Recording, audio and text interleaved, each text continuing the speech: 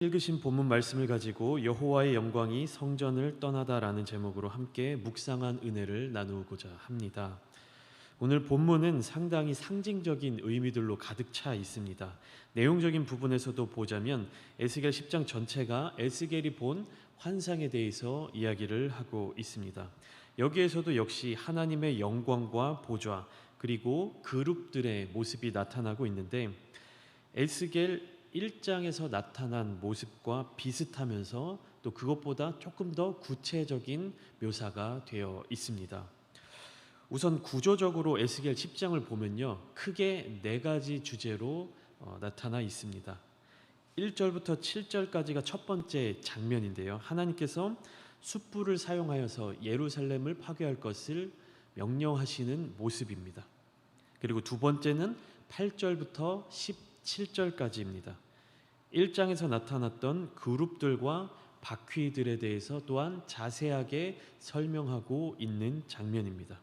세 번째 장면은 여호와의 영광이 성전을 떠나가는 18절과 19절의 말씀이고, 마지막 네 번째는 그룹들에 관한 전개로 1장에서는 단순히 생물이라고 명했던 것이 오늘 본문에서는 그룹이라는 존재임을 다시금 확인하는 장면으로 마무리가 됩니다. 실제로 오늘 본문에서 묘사하고 있는 그룹들과 여호와의 보좌와 바퀴 등은 에스겔 1장의 말씀과 거의 동일합니다. 1장에서 에스겔이 본 환상의 모습과 거의 동일한 모습임을 우리가 알 수가 있습니다. 그런데 1장에서는 그룹이라는 단어가 등장하지 않고 있었죠. 이 10장 한 장 전체가 선지자가 본 환상에 대해서 기록하고 있기 때문에 우리가 한 절 한 절을 다 해석하고 묵상하기란 상당히 어려운 본문이기도 합니다. 그렇기 때문에 한 절 한 절의 말씀에 집중하는 것보다도 에스겔서 전체가 어떤 내용을 담고 있는지, 또 그 중에 오늘 본문인 10장 말씀이 무엇을 이야기하고 있는지를 전체적으로 파악하여 그것을 기준을 삼아 본문을 살펴보고자 합니다. 2주 전 금요일 새벽에 함께 나누었던 본문이 에스겔 2장이었습니다. 에스겔 2장은 1장에서 이어지는 내용으로 오늘과 마찬가지로 에스겔 선지자가 본 환상에 대해서 기록하고 있었습니다. 제가 에스겔 2장에 대해 말씀을 전하면서 왜 이런 환상이 에스겔 선지자에게 임하였는가라는 것을 설명을 드렸는데, 그 내용을 다시 간략하게 말씀을 드려보자면 에스겔과 이스라엘 민족, 정확하게 이야기하면 에스겔과 남유다의 백성들이 처한 그 시대적 상황은 어떠하였죠? 바벨론이라고 하는 강대국에게 점령당하여 포로로 끌려가 있는 상황이었습니다. 침공을 당하고 정복을 당하고 전쟁에서 패배한 나라의 입장에서는요, 그 정복자의 나라의 군대 그리고 그 정복자의 왕의 모습은 너무나도 압도적이고 위압적으로 느껴졌을 수밖에 없습니다. 너무나도 두려운 바벨론 제국의 군대, 그 누구보다도 위대해 보였던 느부갓네살 왕의 모습이 뼛속까지 깊이 새겨졌을 것입니다. 그런 상황 속에서 에스겔이라고 하는 이 인물을 선지자로 부르기 위해서 하나님께서는요, 눈에 보이는 바벨론의 군대보다도 더 무서워 보이고 더 강력해 보이는 생물들을 보여주시고, 느부갓네살 왕보다도 더 위대해 보이는 하나님의 영광의 보좌의 형상을 보여주셨던 것입니다. 말 그대로 현실 속에서 우리를 억누르는 그 두려움의 존재를 한참 뛰어넘는 하나님의 위대하심과 크신 권능을 보여주시면서 하나님을 대신해서 하나님의 뜻을 전달할 선지자를 불러 세우셨던 것입니다. 그 백성들에게 하나님의 뜻을 대신 전달할 대언자를 찾으신 것입니다. 현실을 보지 말고 현실 속에 안주해 있지 말고 현실의 벽에 부딪혀 있는 것이 아니라 그 현실을 뛰어넘는 하나님의 놀라우신 능력을 붙들라는 말씀입니다. 그러면 오늘 10장의 환상이 가지고 있는 주제는 무엇일까요? 우리가 10장까지 에스겔서를 한 장 한 장 읽어왔습니다. 10장까지의 에스겔서의 흐름은 이렇습니다. 하나님께서 에스겔을 선지자로 불러주시고 또 환상을 통해 현재 유다 민족의 영적인 상태에 대해서 파악하게 해주십니다. 유다 민족이 처한 영적 상태를 보여주신 것이죠. 그리고 유다 민족의 우상 숭배에 대해서 철저하게 심판하시겠다라고 말씀을 하셨습니다. 유다 민족은 왜 우상 숭배의 죄악으로 빠져들게 되었을까요? 가장 큰 이유는요, 하나님보다도 우상을 더 의지했기 때문에 그렇습니다. 그때 당시에 고대 중근동 지역에서의 전쟁은요, 겉으로 보기에는 나라 대 나라의 싸움, 또 사람 대 사람의 싸움으로 보였습니다.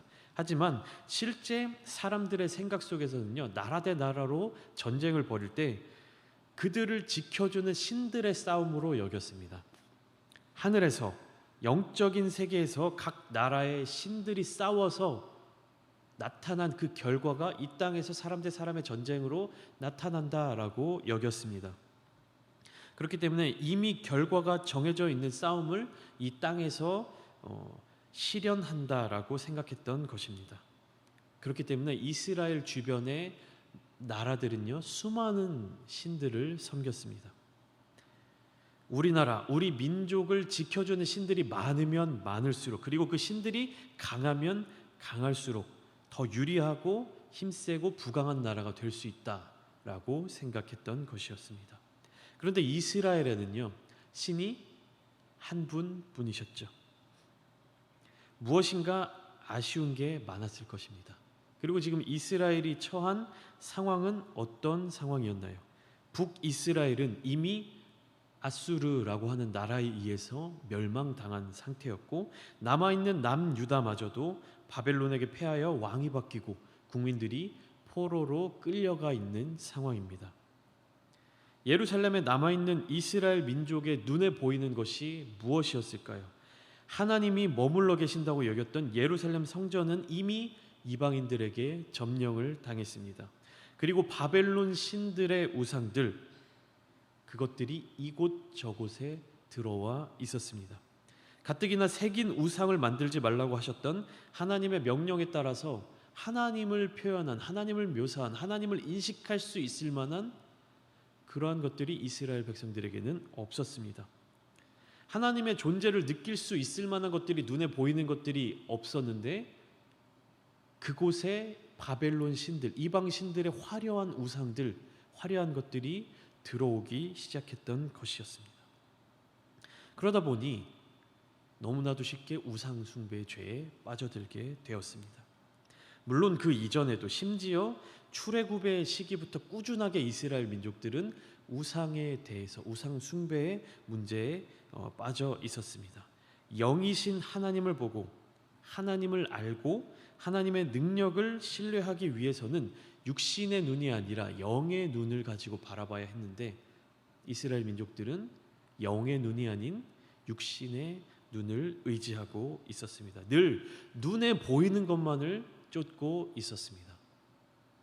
제가 어제 오늘 성경 통독을 하는 그 성경이 민수기서를 지금 읽고 있습니다. 그런데 그곳을 보면 항상 반복되고 있는 것이 있어요. 이스라엘 백성들이 출애굽을 해서 애굽에서 노예로서 고통받고 있었던 그 시기를, 그 시간을 벗어나서 하나님의 인도하심을 따라 광야에 나와 있는데 계속 반복돼서 하는 말이 뭡니까? 애굽에 있었더라면 좋았을 것을, 왜 우리를 그곳에서 이끌어내어 이곳에서 죽게 하느냐. 무슨 일만 생기면 계속 그 말을 반복하는 겁니다. 애굽에서는, 애굽에 있었을 때는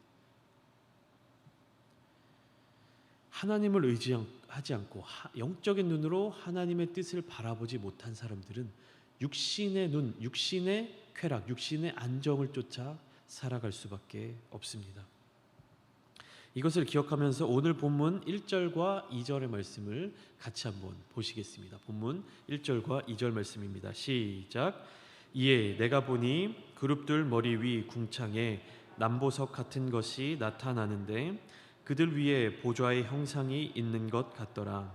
하나님이 가는 배 옷을 입은 사람에게 말씀하여 이르시되 너는 그룹 밑에 있는 바퀴 사이로 들어가 그 속에서 숯불을 두 손에 가득히 움켜가지고 성읍 위에 흩으라 하시매 그가 내 목전에서 들어가더라. 에스겔은 환상 속에서 다시금 보좌의 형상을 보았습니다. 그리고 그곳에서 하나님께서는 가는 베옷을 입은 사람에게 명령하십니다. 숯불을 두 손에 가득히 잡고 성읍 위에 흩으라. 여기 나온 성읍은 예루살렘 성읍을 의미합니다. 그리고 그 위에 숯불을 흩으라는 말은 하나님께서 그 성읍 위에 심판을 내리시겠다라는 의미입니다. 8장에서 예루살렘의 우상 숭배가 극에 달했기 때문에 9장에서 세워졌던 심판의 계획이 이제 10장에서 실현되기 시작하는 것입니다.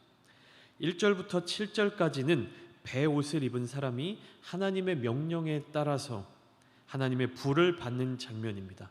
그런데 여기 나오는 가는 베옷을 입은 사람은 누구일까요? 어제 나누었던 에스겔서 9장 3절과 4절을 함께 보시겠습니다. 시작. 그룹에 머물러 있던 이스라엘 하나님의 영광이 성전 문 지방에 이르더니 여호와께서 그 가는 베옷을 입고 서기관의 먹그릇을 찬 사람을 불러 여호와께서 이르시되 너는 예루살렘 성읍 중에 순행하여 그 가운데에서 행하는 모든 가증한 일로 말미암아 탄식하며 우는 자의 이마에 표를 그리라 하시고. 4절 말씀에 잠시 머물러 보겠습니다. 하나님께서 예루살렘 성읍을 심판하시기 위해 무기를 든 자 6을 부르셨습니다. 이것은 요한계시록에 보면 7 재앙을 가진 7 천사라고도 표현하고 있습니다. 그런데 그중 한 사람은 가는 베옷을 입고 허리에 서기관의 먹그릇을 차고 있었습니다.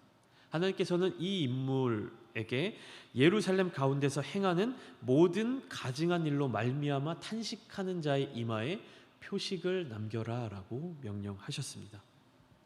이 말을 쉽게 표현해 보면요, 우상 숭배를 거절하고 그것에 참여하지 않았던 자들에게 표식을 남겨라 라는 의미입니다.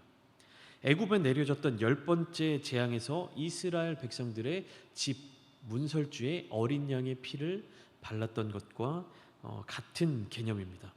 심판이 다가오고 심판이 임하고 있는 이 순간에도 하나님께서는 그의 신실하신 백성들을 지키고 보호해 주신다는 것입니다. 9장에서 선한 자들의 이마에 표식을 남겼던 그 사람이, 가는 베옷을 입었던 이 사람이 10장에서는 예루살렘 성읍 위에 불을 흩으라는 명령을 받습니다. 재앙으로 그 성읍을 심판하라는 명령이죠. 그런데 그 모습이 심상치가 않습니다. 1절부터 7절까지 구체적으로 이 내용에 대해서 기록하고 있죠. 그런데 사실 이 7절의 내용은 한 줄로 요약이 가능합니다. 오늘 보면 1절부터 7절까지의 내용은 한 줄로 요약이 가능한데, 가는 베옷을 입은 사람이 그룹 밑에 있는 바퀴 사이로 들어가서 숯불을 집어 들고 나오는 내용입니다. 한마디로 요약이 가능하죠. 그런데 이 간단한 내용이 환상이라는 시각적인 이미지를 통해 에스겔에게 아주 선명하게 각인이 됩니다. 전체적인 그림을 그려보자면 우선은 그룹들이 있습니다. 그리고 그 그룹들의 머리 위에 궁창이 있고 그 궁창 위에 보좌 위에 형상이 나타나고 있습니다. 그리고 그 그룹들 아래에는, 그룹들 곁에는 바퀴가 있습니다. 그러니까 아래쪽에 바퀴, 그다음에 그 위에 그룹 위에 궁창, 궁창 위에 하나님의 영광의 보좌의 형상이 나타나고 있는 것이죠. 그리고 본문에 나타난 하나님의 불은 어디 있냐면 그 바퀴 사이, 그룹들 사이에 존재하고 있습니다. 예루살렘 성전에는 하나님의 영광과 함께 구름이 가득하였고 여호와의 영화로운 광채가 그 성전 뜰 안에 가득 차고 있었습니다. 이 이미지가 그려지십니까? 그룹들과 하나님의 보좌와 예루살렘 성전의 어떤 그 이미지가 그려지십니까? 그런데 이 그룹들 또한 평범하지 않았습니다. 1절부터 7절까지의 이러한 이미지는 오늘 본문 두 번째 단락인 8절부터 17절까지도 아주 자세하게 기록되어 있습니다. 첫 문단의 전체적인 그림에 대한 이미지를 표현하고 있다면 두 번째 단락에서는요, 그 그룹들과 바퀴들에 대한 자세한 이미지가 묘사되고 있습니다.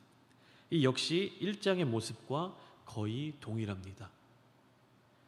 오늘 본문 15절의 말씀을 보시면 에스겔도 이러한 사실을 깨닫습니다. 제가 읽어드리겠습니다.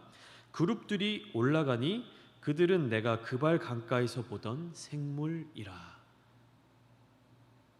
그발 강가 1장에서 보았던 그 생물들이 오늘 본문에서는 그룹들이다라고 고백하고 있는 거죠. 결국 에스겔 10장 1절부터 17절까지 묘사하고 있는 것이 무엇이냐 하면 하나님께서는 절대적인 권위를 가지신 분이시며 세상 모든 왕 중에 왕이 되신다라는 사실입니다.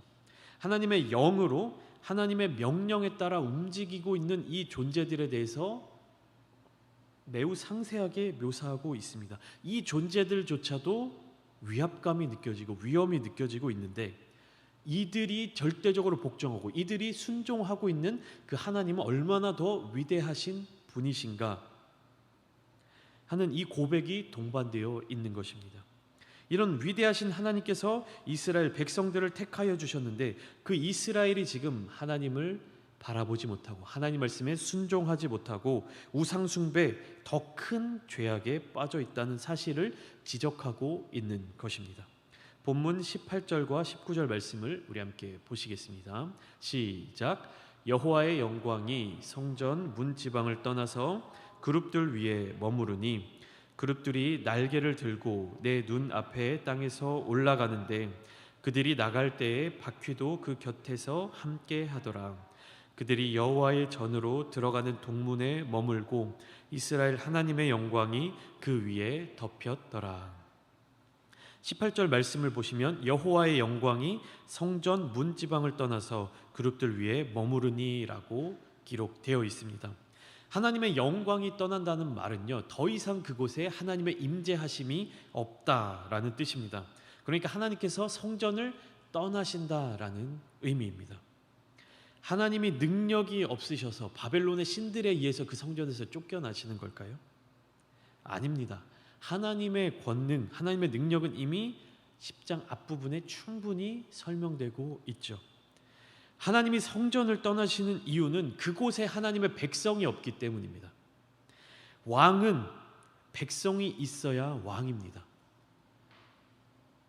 하나님의 백성은 누구였죠? 이스라엘 백성들, 선택된 민족들이었습니다. 그런데 그들이 하나님을 왕으로 인정하지 않고 하나님을 섬기지 않고 이방 우상들을 섬기고 있었습니다. 그렇게 하나님은 더 이상 그들의 하나님의 백성이 없었기 때문에 그곳을 떠나신 것입니다. 사랑하는 서울제일교회 성도 여러분, 하나님은 영이시며 우리는 영적 존재임을 잊지 마시기 바랍니다. 하나님은 바벨론 제국의 시대 때나 오늘날이나 동일하신 분이십니다. 우리는 육의 몸을 입고 살아가기 때문에 육신의 눈으로 모든 일들을 바라볼 수밖에 없습니다. 우리가 간절히 찾고 구하지 않고 육의 세계에 넘어인 영적인 세계, 그것을 하나님의 능력, 하나님의 계획, 하나님의 뜻을 우리가 찾고 간구하고 기도하지 않으면 우리는 그것을 바라볼 수 없습니다. 육적인 시각에 머무를 수밖에 없습니다. 그렇게 되면 육신의 생각, 육신의 판단에 따라 살아가게 되는데 이것이 바로 우상 숭배와 다름이 없음을 깨달으시기 바랍니다. 하나님의 영광이 우리와 함께 계실 때, 하나님의 임재하심이 우리 교회와 함께 하실 때 우리는 그것을 놓치지 말아야 합니다. 더욱더 이 순간에 주님 앞에 나아가시기 바랍니다. 하나님의 임재하심이 아직 우리 가운데 느껴질 때, 우리가 하나님을 바라보며 간구할 때 하나님께서 우리의 영적인 부분을 깨닫게 하실 때 더욱 간절히 주님을 붙드시길 바랍니다. 혹시나 하나님의 임재하심이 느껴지지 않으신다면 우리에게 성령을 더욱 부어달라고 간절히 기도하시며 날마다 하나님의 인도하심에 따라 주님과 동행하는 복된 삶을 살아가시기를 부탁을 드립니다. 우리는 영적인 존재입니다. 그것을 늘 잊지 마시길 바랍니다. 하나님은 영이십니다. 하나님은 영으로 역사하십니다.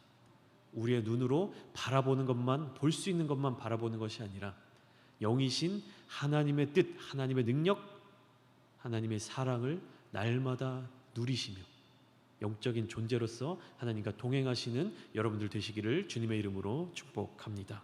함께 기도하시겠습니다.